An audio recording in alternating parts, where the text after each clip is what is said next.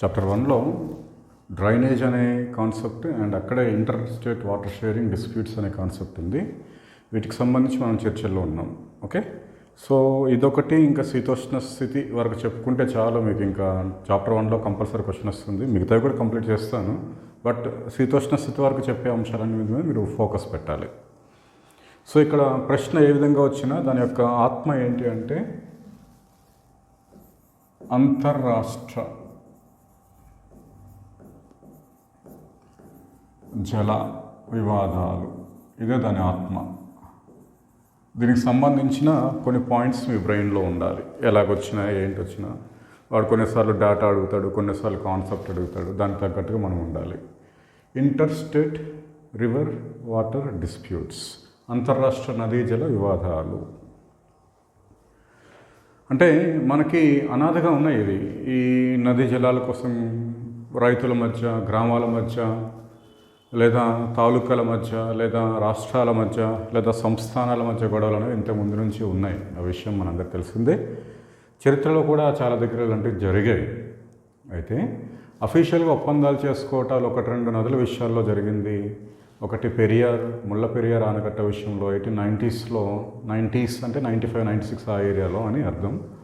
ఒప్పందం జరిగింది మెడ్రాస్ ప్రెసిడెన్సీకి అండ్ మనకి ట్రావెన్కోర్ సంస్థానం వాళ్ళకి. ఓకేనా. తర్వాత కావేరీ నది విషయంలో కూడా అప్పటి మైసూర్ స్టేట్కి, అప్పటి మద్రాస్ స్టేట్కి మధ్యలో 1890sలో ఒకసారి అండ్ 1920sలో 1924 ఐ థింక్ 1896 ఈ టైంలో 2 సార్లు ఒప్పందాలు జరిగాయి. ఇవి మనకి స్వాతంత్రం కన్నా ముందు చిన్న చిన్న సమస్యలు, ఏవో మన వంశధార కానీ లేదంటే ఈ పాలార్ నది ఇలాంటి నదుల మీద చిన్న చిన్నవి ఉన్నాయి. కానీ అవేమంతా పెద్దగా వాటికి సంబంధించిన ఏమి గొడవలు, ఏదో విపరీతమైన గొడవలు అలజడులు సృష్టించడానికి ఏం దారి తీయలేదు. ఉన్నాయి చాలా దగ్గరలో డిస్ప్యూట్స్ ఉన్నాయి. మనకు డిస్ప్యూట్స్ ఉన్నాయి. డిస్ప్యూట్స్ నుంచి ట్రిబ్యునల్స్ ఫామ్ అయ్యడం వేరు. పెరియార్ డిస్ప్యూట్ ఉంది కేరళకి తమిళనాడుకి మధ్యలో, కానీ ట్రిబ్యునల్ లేదు. ఓకే, లైక్ మనకి పాలార్ డిస్ప్యూట్ ఉంది కర్ణాటక, ఆంధ్ర, తమిళనాడు, కానీ ట్రిబ్యునల్ లేదు. ఓకే, అట్లా డిస్ప్యూట్స్ ఉండి ట్రిబ్యునల్స్ లేని నదులు కొన్ని ఉన్నాయి. డిస్ప్యూట్స్ జరిగి ట్రిబ్యునల్స్ కొన్నిటి మీద ఉన్నాయి.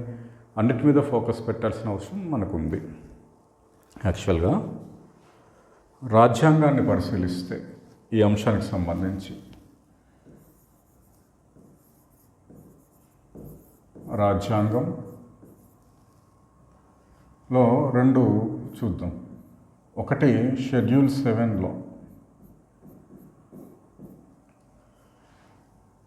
స్టేట్ లిస్ట్ ఏదైతే ఉందో, ఈ స్టేట్ లిస్ట్లో ఎంట్రీ నెంబర్ 17, సెంట్రల్ లిస్ట్లో ఎంట్రీ నెంబర్ 51 వీటికి సంబంధించినవి.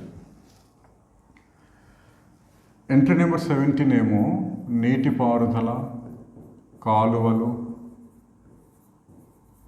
సాగునీరు వాటి కోసం మాట్లాడుతుంది. అంటే వాటి మీద నీటిపారుదల, కాలువలు వాటి మీద అది ఏ పరిధిలో ఉందంటే రాష్ట్ర జాబితా పరిధిలో ఉంది. సెంట్రల్ లిస్ట్లో 51 ఏమని చెప్తుందంటే ఇది అంతర్రాష్ట్ర నదులు, అంతర్రాష్ట్ర కాలువలు, అంతర్రాష్ట్ర జల వివాదాలు వాటి కోసం మాట్లాడుతుంది.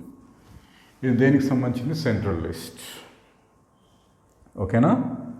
ఇకపోతే రాజ్యాంగంలో అంతర్రాష్ట్ర సంబంధాలకు సంబంధించిన భాగం ఏదైతే ఉందో ఆ భాగంలోని 262 ఆర్టికల్ అనేది ఇంపార్టెంట్ మనకి.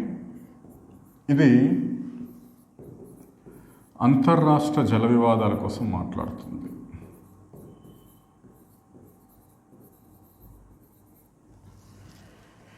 అంతర్రాష్ట్ర జల వివాదాలకు సంబంధించిన ఆ పరిధి సుప్రీంకోర్టులో లేదనే విషయం ఈ ఆర్టికల్ ద్వారా తెలుస్తుంది. అంతర్రాష్ట్ర వివాదాలకు సంబంధించి సుప్రీంకోర్టు ప్రారంభ అధికార పరిధిలోకి వస్తాయి. కానీ అంతర్రాష్ట్ర జల వివాదాలకు సంబంధించి ఆర్టికల్ నెంబర్ 262 ప్రకారం సుప్రీంకోర్టు పరిధిలోకి, ప్రారంభ అధికార పరిధిలోకి అవి రావు. అందుకనే ఈ ఆర్టికల్లో 2nd ప్రొవిజన్ ఏం చెప్పింది అంటే అంతర్రాష్ట్ర జల వివాదాలకు సంబంధించి కేంద్ర ప్రభుత్వం ఏం చేయాల్సి ఉంటుందంటే ట్రిబ్యునల్ని ఏర్పాటు చేయాల్సి ఉంటుంది అని చెప్పింది. అయితే రాజ్యాంగం అమల్లోకి వచ్చిన వెంటనే ఈ ట్రిబ్యునల్స్ ఏర్పాటు చేయలేము. ఆ ట్రిబ్యునల్స్ ఏర్పాటు చేయడానికి చట్టం అవసరమయ్యింది. చట్టం అవసరం. అట్లా ఆ ట్రిబ్యునల్స్ ఏర్పాటు లేదా అంతర్రాష్ట్ర జల వివాదాల కోసం 1956లో మన పార్లమెంట్ ఒక చట్టం చేసింది. అదే అంతర్రాష్ట్ర జల వివాదాల చట్టం 1956. అంతర్రాష్ట్ర జల వివాదాల చట్టం. దీనికి కొన్ని సవరణలు జరిగాయి. దాంట్లో 2002 సవరణ ఒకటి, 2019 సవరణ. ఇదే ఏంటి, శాశ్వత జల వివాదాల ట్రిబ్యునల్ని ఏర్పాటు చేయమని చెప్తుంది. జనరల్గా ట్రైబ్యునల్ అని పిలుస్తారంటండి. సో చట్టం 1956 inter state river water disputes act. ఇది అంతర్రాష్ట్ర జల వివాదాల చట్టం 1956లో కూడా 2 పార్ట్స్ ఉన్నాయి. ఫస్ట్ పార్ట్ ఏంటంటే అంతర్రాష్ట్ర జల లేదా నదీ బోర్డులను, యాజమాన్య బోర్డులను ఏర్పాటు చేయమని చెప్తుంది. ఈ చట్టం ప్రకారంగా ఇంతవరకు ఎటువంటి బోర్డ్స్ ఏర్పాటు చేయలేదు. అది సపరేట్ వేరే ఒప్పందాల ప్రకారంగా ఏర్పడ్డాయి, కానీ చట్టం పరిధిలో అది ఏర్పడలేదు. దీంట్లో సెకండ్ ప్రొవిజన్ ఏమని చెప్తుంది అంటే, 2వ భాగం, ఏదైనా ఒక నది కనీసం 2 రాష్ట్రాల గుండా ప్రయాణిస్తున్నప్పుడు ఆ నదీ జలాల మీద ఏమైనా గొడవలు ఏర్పడితే, వివాదాలు ఏర్పడితే, ఆ నది ప్రవాహం ఉన్న ఏదైనా ఒక రాష్ట్రం కనుక కేంద్ర ప్రభుత్వాన్ని అప్రోచ్ అయితే ఆ రాష్ట్రం యొక్క కోరిక మేరకు కేంద్ర ప్రభుత్వం ఏం చేయాల్సి ఉంటుంది, ట్రిబ్యునల్స్ని ఏర్పాటు చేయాల్సి ఉంటుంది. So article number 262 second provision and దీని ద్వారా చేసిన చట్టం అంతర్రాష్ట్ర జల వివాదాల చట్టం 1956లో 2వ భాగం మనకు జల వివాదాల పరిష్కారాలకి ఏమని చెప్తుంది, ట్రిబ్యునల్స్ ఏర్పాటు చేయమని చెప్తుంది. అయితే ట్రిబ్యునల్స్ కన్నా ముందు కేంద్ర ప్రభుత్వం కానీ, కేంద్ర ప్రభుత్వం నియమించిన వ్యక్తి, సంస్థ ఎవరైనా మధ్యవర్తిత్వం వహించి ఆ రాష్ట్రాల మధ్యలో ఉన్న వివాదానికి పరిష్కారాన్ని చూపెట్టాలి. In case of failure of mediation or negotiations, ఒకవేళ ఆ మధ్యవర్తిత్వం కానీ, ఆ చర్చోపచర్చలు కానీ పరిష్కారాన్ని చూపెట్టలేని ఎడల ఏం చేయాలి అంట, ట్రిబ్యునల్స్ని ఏర్పాటు చేయాలి. సువిశాల దేశం, అందులో ఎక్కువ ప్రాంతం అంటే ఇంచుమించు 50%, అందులో సుమారు గ్రామీణ వాతావరణంలో 70% పైగా ప్రజలు, మహిళా శ్రామికుల్లో 80%, అదే కాకుండా మొత్తం ఎంప్లాయ్మెంట్లో 50% వ్యవసాయం మీదనే ఆధారపడి ఉండటం వల్ల అన్ని రాష్ట్రాలు కూడా తమ తమ పరిధిలో స్వాతంత్రానంతరం వ్యవసాయ భూమిని పెంచుకుంటూ పోవటం, ఆయకట్టును కూడా పెంచుకుంటూ పోవటం, సరైన సమయానికి ఋతుపవనాలు రాకపోవటం, ఋతుపవనాల వైఫల్యం చెందటం, వీటన్నిటి మూలంగా అంతర్రాష్ట్ర జల వివాదాలు అనేవి క్రమేపీ పెరుగుతున్నాయి. అందులో రాష్ట్రాల్లో కేంద్ర ప్రభుత్వంలో పార్టీలు ఒకటి అధికారంలో లేకపోవటం, వేరు పార్టీలు అధికారంలో ఉండటం, రాజకీయ నిబద్ధత ఈ చట్టాన్ని అమలుపరిచే విషయంలో కొరవడటం అనేది వివాదాలకి ఎక్కువ దారితీస్తుంది. మీకు అర్థమైంది ఇది బ్యాక్గ్రౌండ్. ఒకసారి ఈ చట్టాన్ని అనుసరించి ఏమేమి ట్రిబ్యునల్స్ ఫామ్ అయ్యాయో ఒకసారి చూద్దాం. ట్రిబ్యునల్స్ మాత్రమే. ఈ చట్టాన్ని అనుసరించి ఒకేసారి 3 ట్రిబ్యునల్ని ఏర్పాటు చేశారు.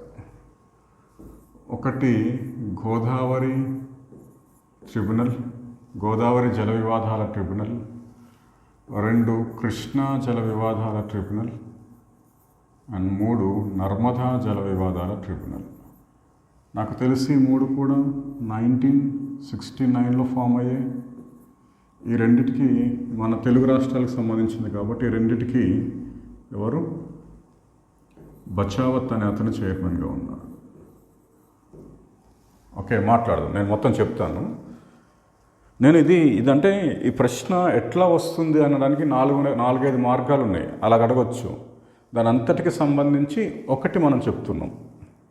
చరిత్ర చెప్పాం, ఏర్పాటు చెప్తున్నాం, లోపాలు చెప్తున్నాం, కొత్త చట్టం ఏం చెప్తుందో చెప్తాం అన్నమాట. మీకు అప్పుడు ఏది అవసరమైతే అది రాసుకోవడానికి వీలుంటుంది. ఆ తర్వాత ఏర్పాటు చేసింది సట్లెజ్ రావి బియాస్ ట్రిబ్యునల్ అంటాం, లేదా Sutlej Yamuna interlinking canal tribunal అంటాం. ఇది 1986లో ఫామ్ చేశారు, ఇంకా కొనసాగుతుంది. ఆ తర్వాత ఈ ట్రిబ్యునల్ అన్నింటిలో తోపు, కొత్త చట్టాల ఆవిష్కర్త, చట్టంలో సవరణల ఆవిష్కర్త కావేరీ ట్రిబ్యునల్. ఇది 1990లో ఫామ్ చేశారు.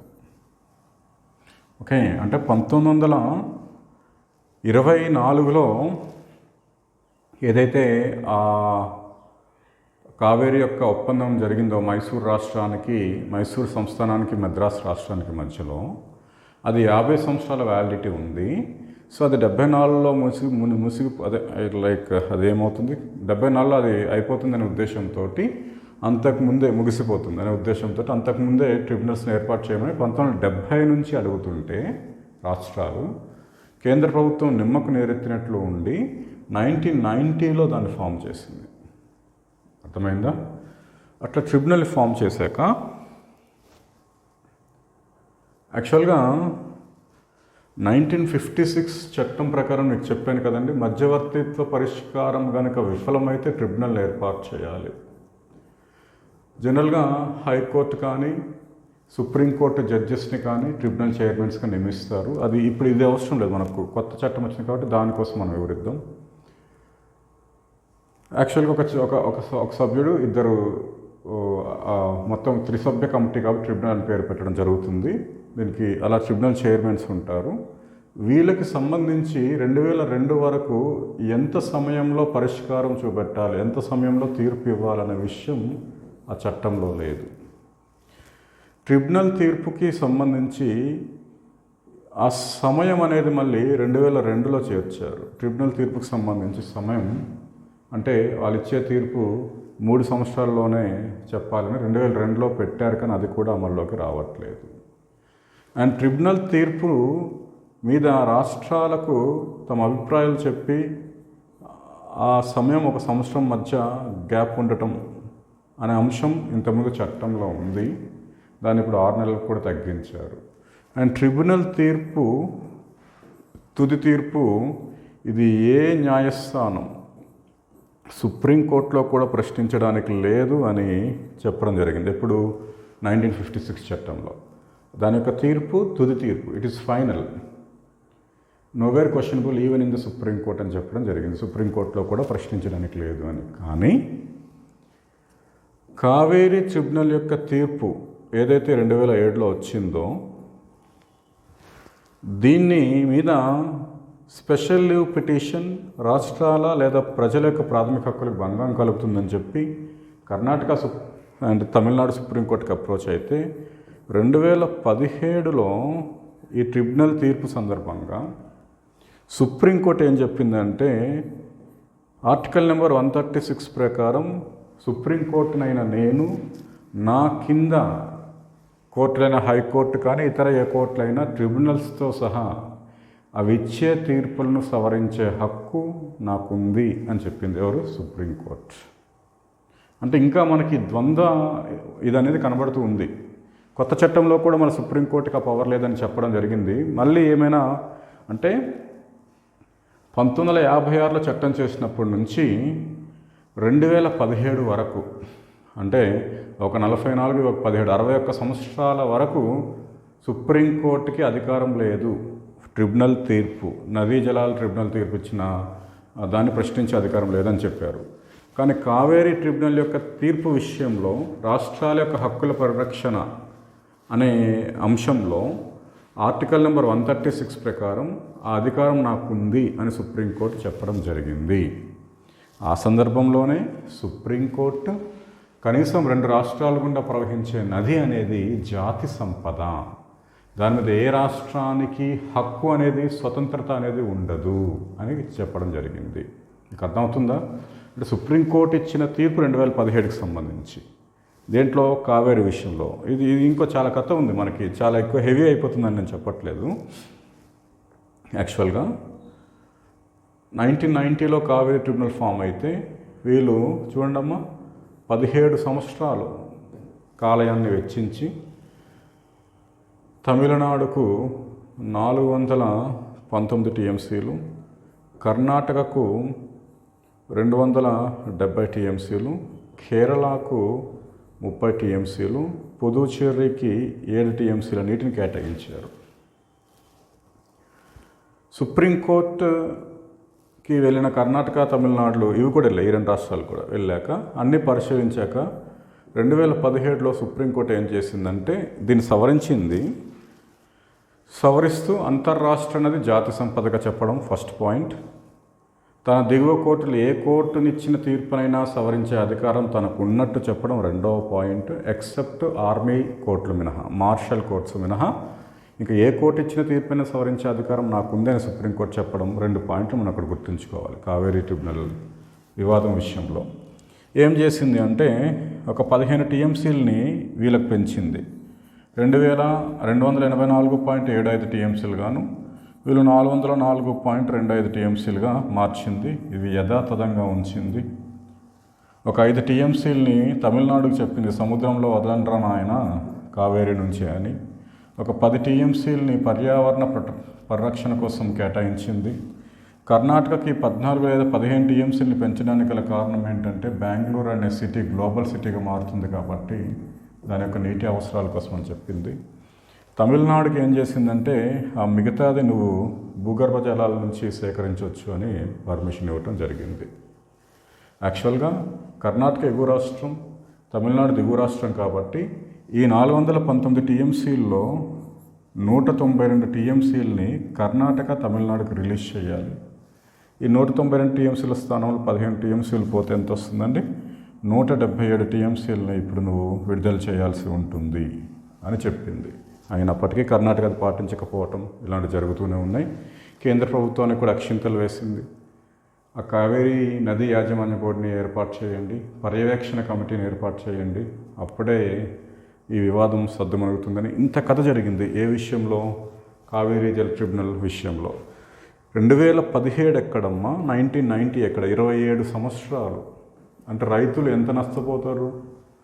అందుకని వీటన్నిటిని పరిష్కరించడానికి 2019లో ఈ చట్టాన్ని సవరిస్తూ ఏమని చెప్పాను?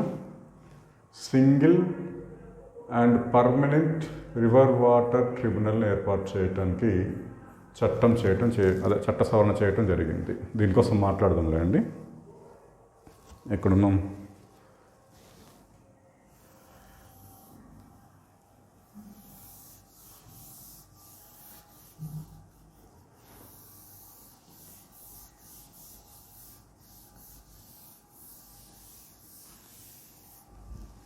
కావేరీ మీకు ఇంచుమించు కొంత కావేరీ జల వివాదం మీకు అర్థమైందని నేను అనుకుంటున్నాను. ఓకే, ఆ తర్వాత మళ్ళీ మనకు కృష్ణా జల వివాదాల ట్రిబ్యునల్ 2004లో ఇంకొకటి ఫామ్ అయింది. ఇది 2. దీనికి బ్రిజేష్ కుమార్ చైర్మన్. అదేంటి సార్ మనకు సంబంధం లేని కావేరీ కోసం మాట్లాడారు, కృష్ణాది గోదావరి చెప్పట్లేదంటే ఉంది. తెలంగాణ పాఠం ఉంది, అక్కడ అంతర్రాష్ట్ర జల వివాదాలు ఉన్నాయి. అక్కడ మరి నేను దేనికోసం మాట్లాడాలి? గోదావరి కృష్ణా కోసం మాట్లాడాలి. అక్కడ మాట్లాడతాను, మీరు ఏం భయపడకండి, మీకు అక్కడ చెప్తాను నేను. And 7th one Vamsadhara tribunal 2010, దీనికి Mukunda Sharma chairman. And 8th tribunal Mahadayi tribunal, ఇది కూడా 2010లోనే ఫామ్ అయింది. And the last river water tribunal, చిట్ట చివరిది ఇదే, ఇది మహానది ట్రిబ్యునల్. ఇది మహదాయి, ఇది మహానది. ఇది 2018లో ఫామ్ అయింది. జస్టిస్ ఖాన్విల్కర్ దీనికి చైర్మన్, జస్టిస్ ఖాన్విల్కర్. ఓకేనా? ఇన్ని ట్రిబ్యునల్ ఫామ్ అయ్యాయి. అయితే 1956 చట్టం ప్రకారం ఒకవేళ ట్రిబ్యునల్ కనుక తీర్పిస్తే మళ్ళీ దాని యొక్క ఆ ట్రిబ్యునల్ తీర్పుని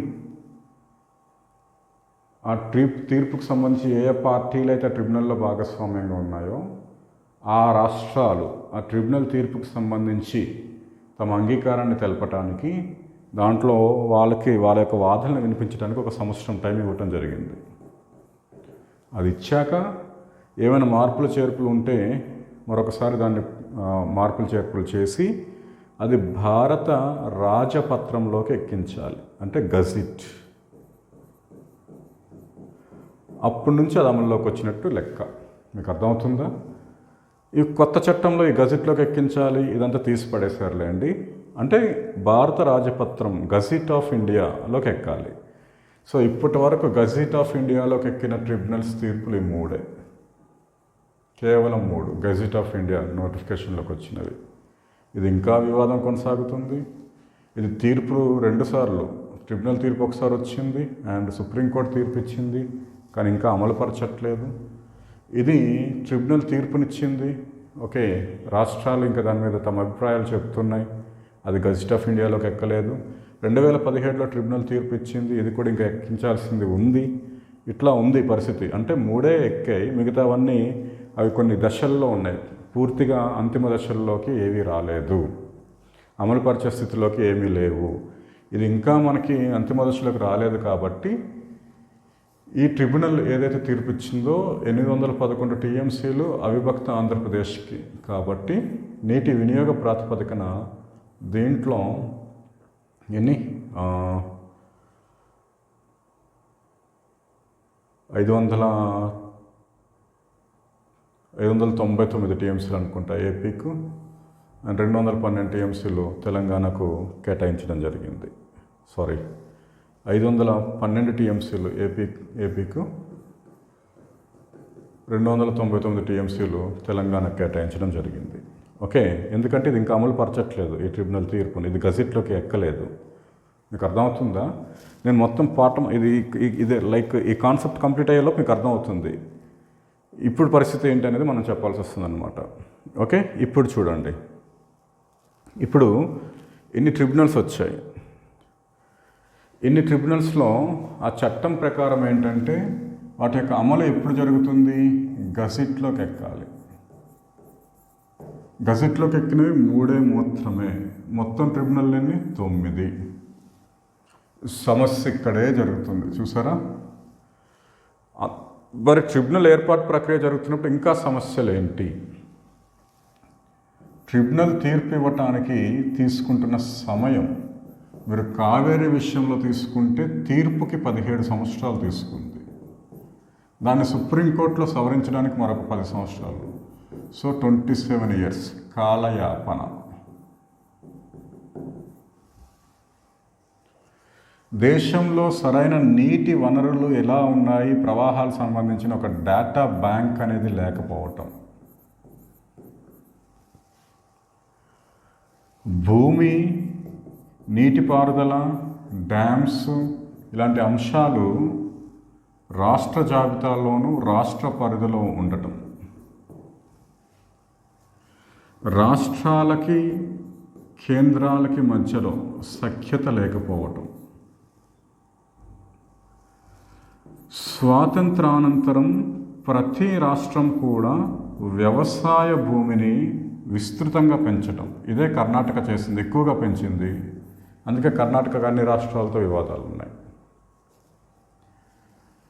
ఈ విస్తృతంగా పెంచుతున్నప్పుడు వాటికి అనుగుణంగా ఆయకట్టును పెంచడం జరుగుతుంది. ఈ ఆయకట్టుకు సంబంధించి ఎగువ రాష్ట్రాలు ఏవైతే ఉన్నాయో అవి కేంద్రము లేదా దిగువ రాష్ట్రం యొక్క అనుమతి లేకుండా ఆనకట్టలు నిర్మించటం. అట్లా ఎగువ రాష్ట్రాలు ఏం చేస్తున్నాయి? దిగువ రాష్ట్రాలకు చెందిన నీటి వాటాను కూడా వాడుకుంటున్నాయి. మీకు అర్థమవుతుందా? ఇంతేకాదు, చాలా రాష్ట్రాలు ఏంటంటే ఇంచుమించు సరిహద్దులలో ఆనకట్టల్ని కట్టడం. అంటే ఏదైనా నది ఎత్తు నుంచి పల్లంకి వెళ్తుంది. ఇప్పుడు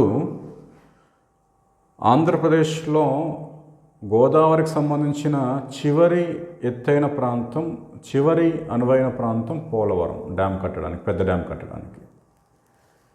మీకు అర్థమవుతుందా? అది ఇంకా ముందుకు ఆ డ్యామ్ కడితే ఏంటంటే ఈ ప్రాంతం సాధారణ ఆయకట్టులోకి వస్తుంది. ఇప్పుడు ఇక్కడ ధవళేశ్వరం ఉంది, ఇది ఆయకట్టులో ఉంది ధవళేశ్వరం కింద. ఇక్కడెక్కడో మధ్యలో డ్యామ్ కడితే ఏంటి ఈ ప్రాంతం ఆయకట్టులోకి వస్తుంది. ఇక్కడ కడితే ఏంటి ఎగువ ప్రాంతాలన్నీ ఆయకట్టులోకి వస్తాయి, దాంతోపాటు ఇవి కూడా ఆయకట్టులోకి వస్తాయి. అంటే నదీ ప్రవాహం ఎంత ఎగువన డ్యామ్ కడితే ఆ రాష్ట్రానికి సంబంధించిన అంత ఎక్కువ భూమి ఆయకట్టులోకి వస్తుంది. ఈ కారణంతో ప్రతి రాష్ట్రాలు కూడా ప్రధాన డ్యాములను రాష్ట్రాల యొక్క సరిహద్దుల్లో కడుతున్నాయి. అప్పుడు ముంపు ప్రాంతం అనేది మిగతా రాష్ట్రాల్లోకి వెళ్తుంది. ఆ మిగతా రాష్ట్రాల్లో పునరావాసం సమస్య అనేది తలెత్తుతుంది. పునరావాసం కానీ, ముంపు కానీ, రకరకాల సమస్యలు వస్తాయి. ఇవన్నీ కూడా ఈ ట్రిబ్యునల్ ఏర్పాటు, తీర్పు, అంతర్రాష్ట్ర సమస్యలు వీటన్నిటికీ దారితీస్తున్నాయి.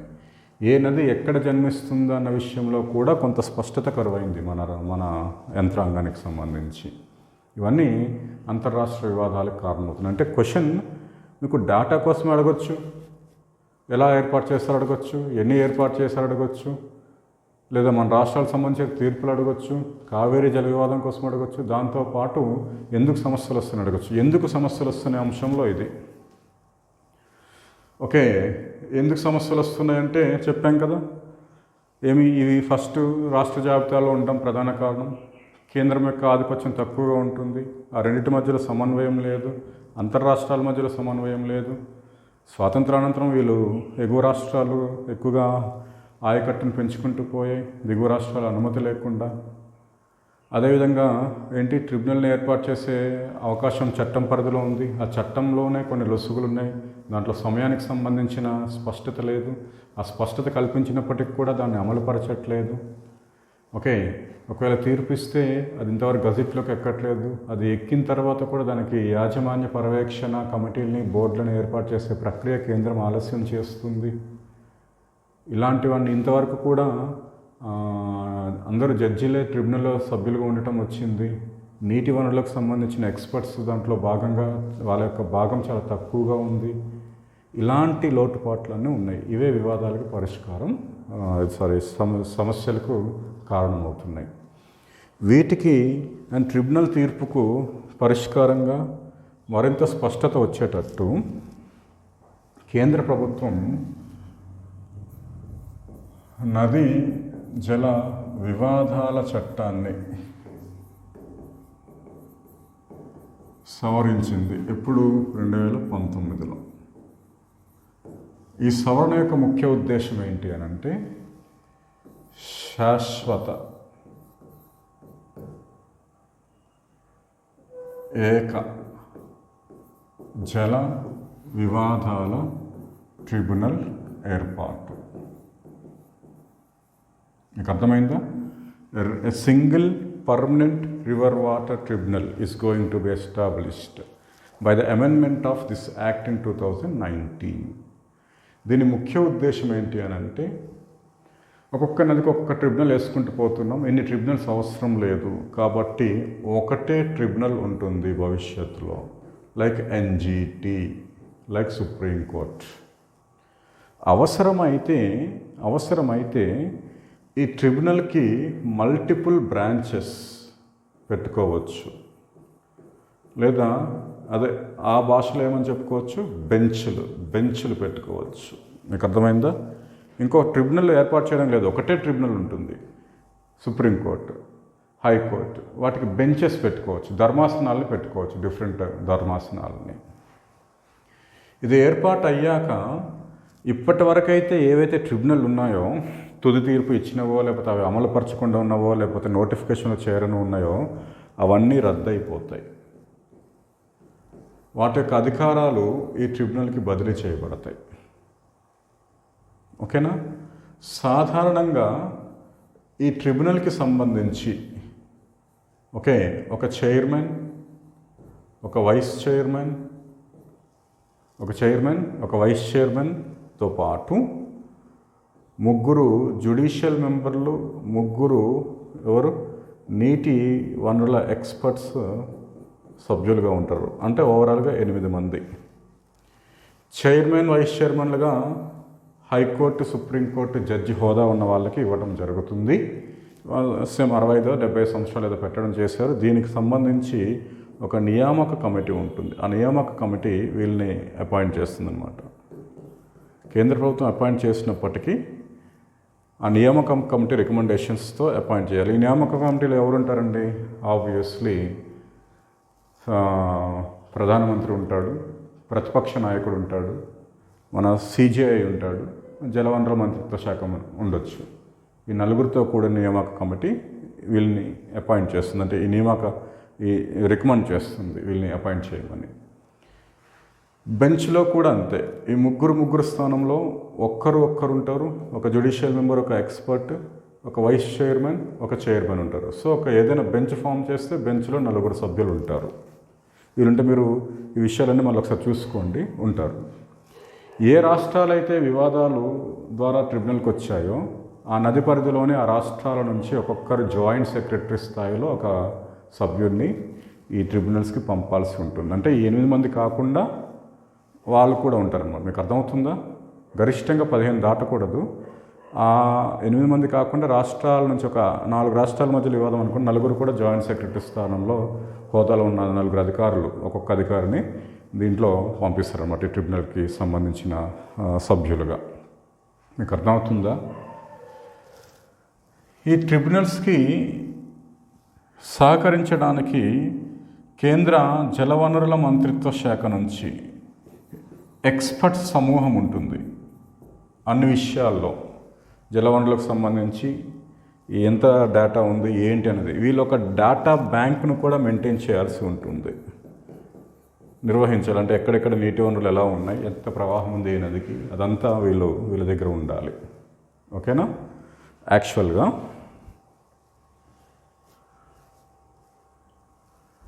ఏవైనా ఒక రాష్ట్రం లేదా కొన్ని రాష్ట్రాలు జల వివాదాన్ని పరిష్కరించడానికి ట్రిబ్యునల్ ఏర్పాటు చేయమని కోరితే, లేదా బెంచ్ ఏర్పాటు చేయమని కోరితే, వివాదాన్ని పరిష్కరించమని కోరితే కేంద్ర ప్రభుత్వం ఏం చేయాలి అంటే డిస్ప్యూట్స్ రిజల్యూషన్ కమిటీ, వివాదాల పరిష్కార కమిటీ అనే దాన్ని అపాయింట్ చేయాల్సి ఉంటుంది.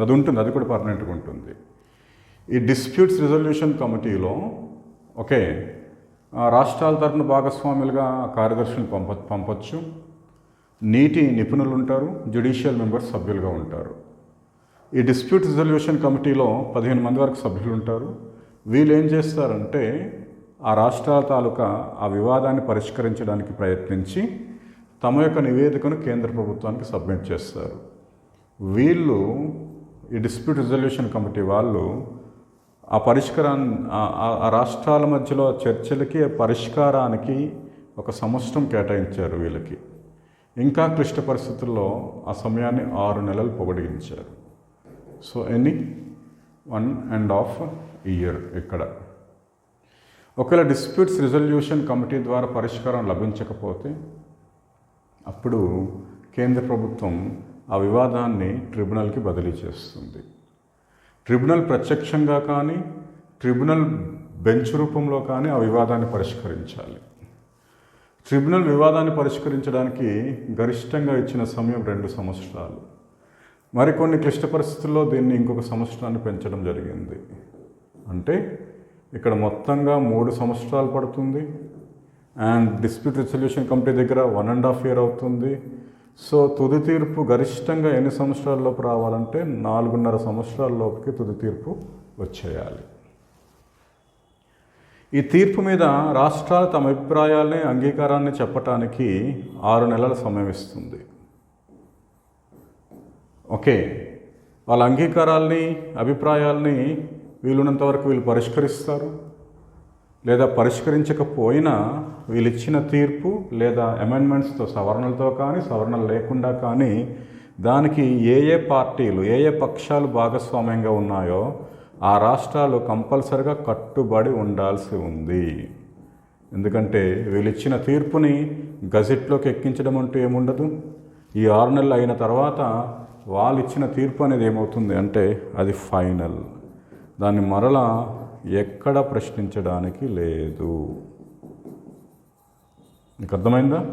అంటే ఏదేమైనప్పటికీ 5 సంవత్సరాలలోపు సమస్యకు పరిష్కారం లభిస్తుంది, గజెట్లోకి ఎక్కించాల్సిన పని లేదు అనేది దీని యొక్క ఉద్దేశం. అర్థమైందా? నేను కొంత స్పష్టతగా చెప్పగలిగాను. మీరు వీలున్నంత వరకు సమాచారాన్ని ఈజీగా సేకరించవచ్చు. ఇది మనకు ప్రజెంట్ పరిష్కారం అంటే ఇది ఇంకా అమలుపరచలేదు, ఆల్రెడీ చట్టం చేయబడింది, కానీ నాకు తెలిసి వ్యవస్థ ఇంకా డెవలప్ అవ్వలేదు. ఓకే, ఈ ప్రభుత్వాలన్నీ లేట్ చేస్తుంటాయి కాబట్టి. సో మనం పరిష్కారం వ్యవస్థ డెవలప్ అయినంత వరకు దీన్నే ఇదే పరిష్కారంగా మాట్లాడాల్సి వస్తుంది. ఓకేనా? చూడండి, అంతర్రాష్ట్ర జల వివాదాలకు సంబంధించి మనం గుర్తుంచుకోవాల్సిన అంశాలు ఏంటి అంటే,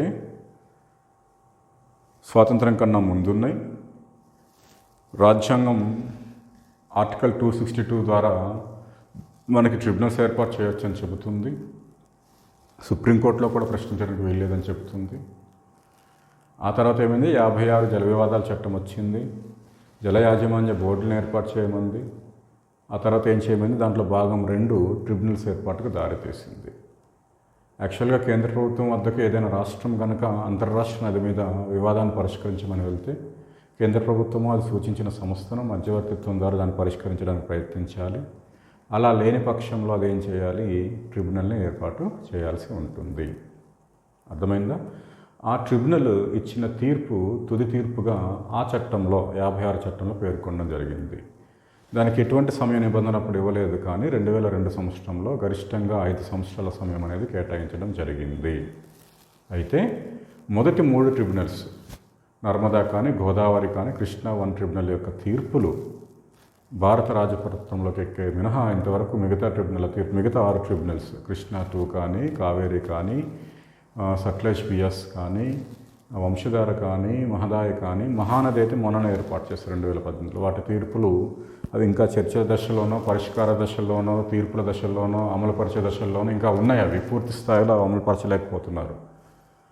ఓకే, ఈ కాలంలో సమయం ఎక్కువగా పట్టేయటం, రాష్ట్రాల మధ్య వివాదాలు వెళ్ళటం, అవి అంతర్రాష్ట్ర వివాదాలకు దారితీయటం, ప్రజలు వాళ్ళ హక్కులకి భంగం కలగటం, ఇలాంటివన్నీ జరుగుతున్నాయి. కాబట్టి కేంద్ర ప్రభుత్వం వీటికి పరిష్కారంగా ఏమని చెప్తుంది, ఒక permanent river water disputes tribunal ఏర్పాటు చేస్తాము, దానికి అవసరమైతే బెంచెస్ని ఇస్తాం, కానీ వివిధ ట్రిబ్యునల్ ఏర్పాటు చేయమని చెప్తుంది. దాంట్లో 8 మంది సభ్యులు ఉంటారు. 3 న్యాయ కోవిధులు, 3 ఎక్స్పర్ట్స్, ఒక చైర్మన్, ఒక వైస్ చైర్మన్. చైర్మన్, వైస్ చైర్మన్లు కూడా జడ్జి హోదాలో ఉంటారనమాట. వాళ్ళు అంటే సుప్రీంకోర్టు జడ్జి కానీ, హైకోర్టు జడ్జి హోదాలో ఉన్న వాళ్ళే తీసుకుంటారు. అది ఒకసారి మీరు చూసుకోవాలి నియమ నిబంధనలు. ఒక నిపుణుల కమిటీ దాన్ని అపాయింట్ చేస్తుంది. దాంట్లో ప్రధానమంత్రి, ప్రతిపక్ష నాయకుడు, జలవనరుల మంత్రి, సీజే ఇలాంటి వాళ్ళు సభ్యులుగా ఉంటారు. ఓకేనా? ఇది అంటే ఇంతకుముందు రాజపత్రంలో ఎక్కించే వాళ్ళు చట్టం ప్రకారం. దీని ప్రకారం రాజపత్రం అనే సమస్య లేదు. ఏదైనా రాష్ట్రాల మధ్యలో వివాదం వస్తే ముందు వివాదాల పరిష్కార కమిటీకి అది ప్రస్తావన వెళ్తుంది. వాళ్ళు సంవత్సరంలోనూ లేదా గరిష్టంగా సంవత్సరంలోనూ తీర్పు ఇవ్వాలి. అంటే వాళ్ళు పరిష్కారం చూపెట్టింది రాష్ట్రాలకు అంగీకారం లేకపోతే అప్పుడు ఆ అంశాన్ని, ఆ వివాదాన్ని ట్రిబ్యునల్కి బదిలీ చేయడం జరుగుతుంది. ట్రిబ్యునల్ 2 సంవత్సరాల్లో దాన్ని పరిష్కరించాలి. లేదంటే గరిష్టంగా కొన్ని అనివార్య పరిస్థితులు ఏమైనా ఏర్పడితే మాత్రం 3 సంవత్సరాల్లో పరిష్కారం చూపెట్టాలి. మొత్తంగా 4.5 సంవత్సరాల సమయం పడుతుంది. అది ఇచ్చిన తీర్పు అనేది రాష్ట్రాలు కట్టుబడాల్సిన అవసరం ఉంది, కట్టుబడాలి ఖచ్చితంగా. ఆ తీర్పు సుప్రీంకోర్టులో కూడా ప్రశ్నించడానికి వీలు లేదు. ఆ తీర్పు వచ్చిన తర్వాత రాష్ట్రాలకు మరొక 6 నెలల సమయం ఉంటుంది తమ అభిప్రాయాల్ని వెలిబుచ్చటానికి. ఓకేనా? ఇది ఏంటి, ఒక శాశ్వత జల వివాదాల ట్రిబ్యునల్ ఏర్పాటు ప్రక్రియ మనం చెప్తున్నాం. మీరు విధి విధానాలు అవి మళ్ళీ వీలుంటే ఒకసారి చూసుకోవాలండి. నేను జాగ్రఫీ పరంగా ఎంత అవసరమో అంత చెప్పాను. ఎందుకు సమస్యలు వస్తున్నాయంటే కూడా నేను చెప్పాను. నీరు అనేది క్రమేపీ నీటి నిల్వలు తగ్గిపోతున్నాయి, భూగర్భ జలాలు తగ్గిపోతున్నాయి, ఋతుపవనాల్లో వైఫల్యం జరుగుతుంది, ఋతుపవనాలు మనతో దోబూచులాట ఆడుతున్నాయి. ఓకే, దీంతోపాటు ప్రతి రాష్ట్రం, ముఖ్యంగా ఎగువ రాష్ట్రాలు, దిగువ రాష్ట్రాల పర్మిషన్లకు ఆనకట్టలు కడుతున్నాయి. అవి కట్టుకోవడానికి గల కారణం ఏంటంటే ఆయకట్టు పెంచడం, ఆయకట్టు పెంచడానికి గల కారణం ఏంటంటే వ్యవసాయ భూమి పెరగటం, కారణం ఏంటంటే జనాభా పెరగటం. ఓకే, డ్యాములు సరిహద్దుల్లో నిర్మించటం, దిగువ రాష్ట్రాలు హక్కులు కోల్పోవటం. ఓకే, యాక్చువల్గా సబ్జెక్ట్ అనేది రాష్ట్ర జాబితాలో ఉండటం. ఓకే, కేంద్రం తమ అధికారాలని, తమ యొక్క వాటిని ఉపయోగించుకోకుండా కేవలం జడత్వంలో ఉండిపోవటం. రాజకీయాల పాత్ర కూడా ఉంటాం. కేంద్రం ఏ పార్టీలో అధికారం ఉంటే పొరపాటున ఆ పార్టీల రాష్ట్రాల అధికారాలు ఉంటే ఆ రాష్ట్రాలకి కేంద్రం పరోక్షంగా సపోర్ట్ చేసినట్టు వ్యాఖ్యానించడం, తీర్పులు రావటం ఇవన్నీ మనం గమనిస్తూ ఉన్నాం. ఇలాంటివన్నీ సమస్యలకు కారణాలు. రైట్ అండి. నేను మీకు నెక్స్ట్ శీతోష్ణ స్థితి కోసం మనం మాట్లాడదాం. దాని నుంచి ఎలాంటి ప్రశ్నలు వస్తాయి ఏంటనేది డిస్కస్ చేద్దాం. అది కూడా సిలబస్ ఆధారంగా ఒక 10 నిమిషాల గ్యాప్.